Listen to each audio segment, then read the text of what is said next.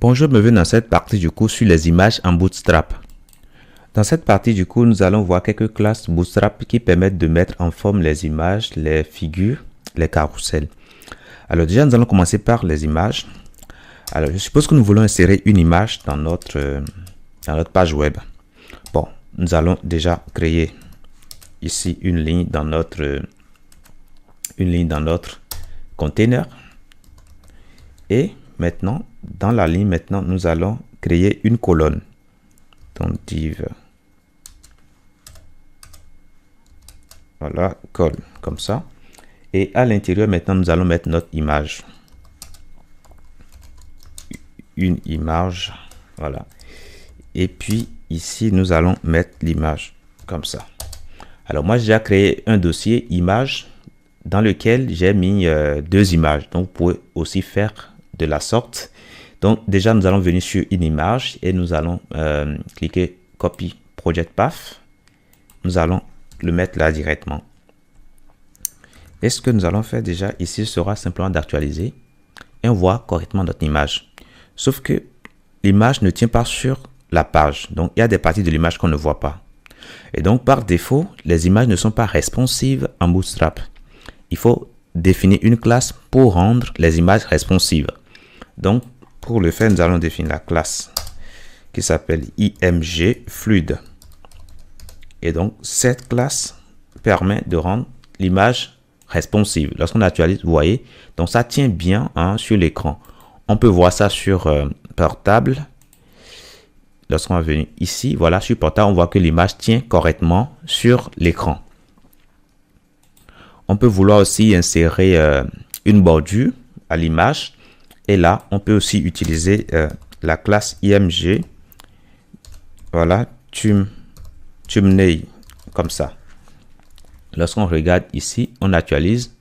On ne voit pas beaucoup de choses étant donné que le background est de couleur blanche et la bordure aussi est de couleur blanche. Mais ce qu'on peut faire déjà, on peut visualiser, on peut inspecter. Lorsque nous allons venir sur l'image, ici, voilà, on voit bien la classe img thumbnail. Alors, on voit bien les propriétés qui sont définies par Bootstrap. Alors, si ici, on voit que la couleur, c'est blanche, c'est pourquoi ce n'est pas bien visible. Donc, si on change cela, on met, disons, la couleur noire. Voilà, on voit bien la marge, vous voyez. Donc, c'est une petite marge et qui n'est pas quand même pas assez visible sur un fond blanc. Alors, si on change peut-être le fond de notre body, de notre border, par exemple, de notre body, on va mettre peut-être style ici. Style. Et puis, nous allons lui donner, disons, background color. Background color. Alors, il n'y a pas de tiret ici. Background color. Et nous allons le mettre à, disons, 222 par exemple. Lorsque nous allons actualiser ici notre page, qu'est-ce qui va se passer? Voilà.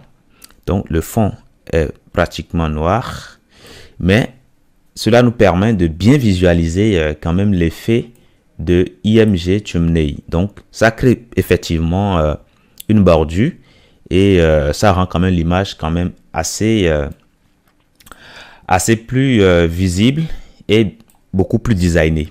Alors, ce que nous allons faire aussi, on peut dupliquer la colonne que nous avons ici et voir ce que ça va nous donner.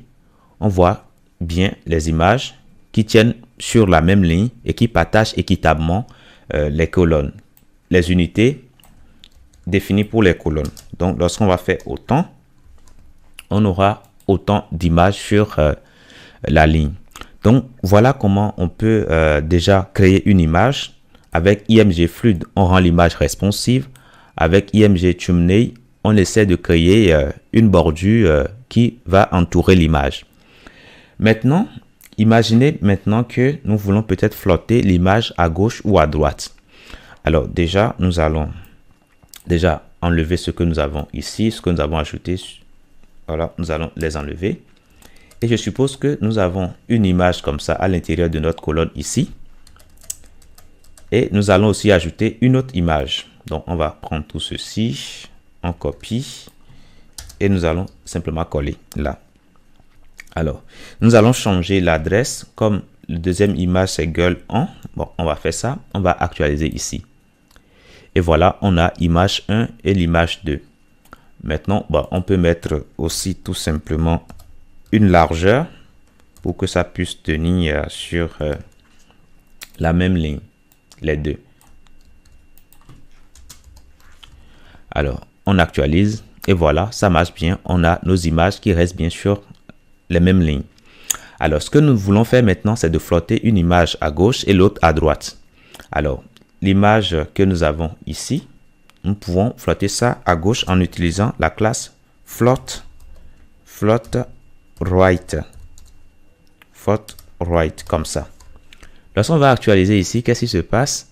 On voit que l'image vient totalement à droite. Vous voyez? Voilà. On peut aussi le flotter vers la gauche en faisant float left, comme ça.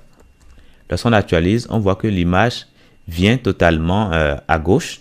Et on peut faire la sorte pour notre première image en faisant tout simplement float right.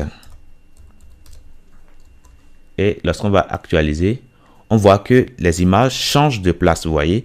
Et donc, voilà, donc c'est vraiment pratique pour flotter les images. Maintenant, je suppose qu'on veut centrer les images. On a peut-être une image, ici par exemple, et on a peut-être une description, une image comme ça, et on veut peut-être centrer. Déjà par défaut, voici ce que ça nous donne. Si on veut centrer, par exemple, on peut mettre tout simplement test center. Et ceci va nous permettre de centrer le contenu de notre colonne. On actualise. Alors, déjà, on peut visualiser. Quand on regarde bien ici, bon, nous avons déjà défini float left. Donc, vous imaginez avec moi que ça ne marchera pas. On enlève. Lorsque nous allons actualiser ici, voilà, ça marche correctement. Donc, voilà. Donc, avant, il y avait float left. Donc, il y a une collision en fait. Donc, dans un premier temps, on lui demande de se centrer.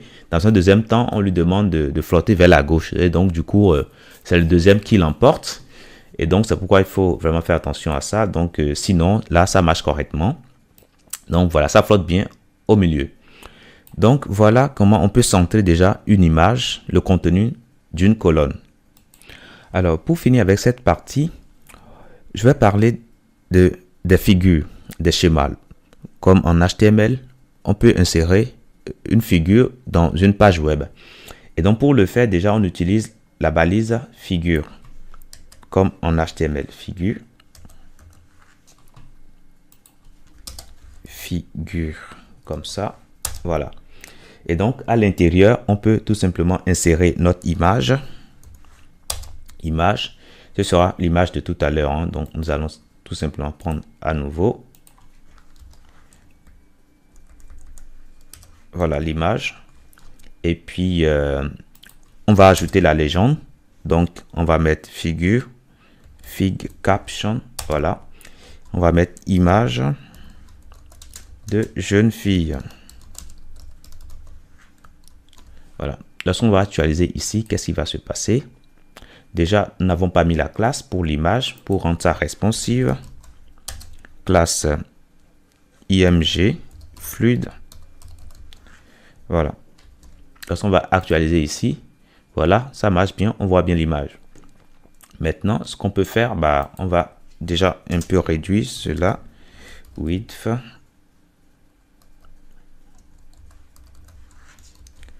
On actualise et voilà, on voit correctement l'image. Maintenant, notre figure. Alors, on ne voit pas bien. Alors, ce qu'on peut faire déjà, c'est d'inspecter ici. On inspecte, voir. Voilà. Vous voyez la partie fig caption. Voilà. Lorsqu'on regarde bien ici, on a les propriétés. Alors, si on regarde déjà bien, on voit qu'il n'y a pas de mise en forme. Vous voyez, il n'y a pas de mise en forme par défaut. Donc, pour qu'il y ait de mise en forme, il faut qu'on définisse la classe figure ici.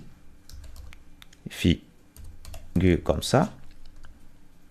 Lorsqu'on va actualiser ici pour voir, voilà, on voit quand même qu'il y a déjà un peu de mise en forme. Et la preuve ici directement, lorsqu'on vient sur inspecter, on vient sur image, on voit directement l'image, on voit les propriétés associées.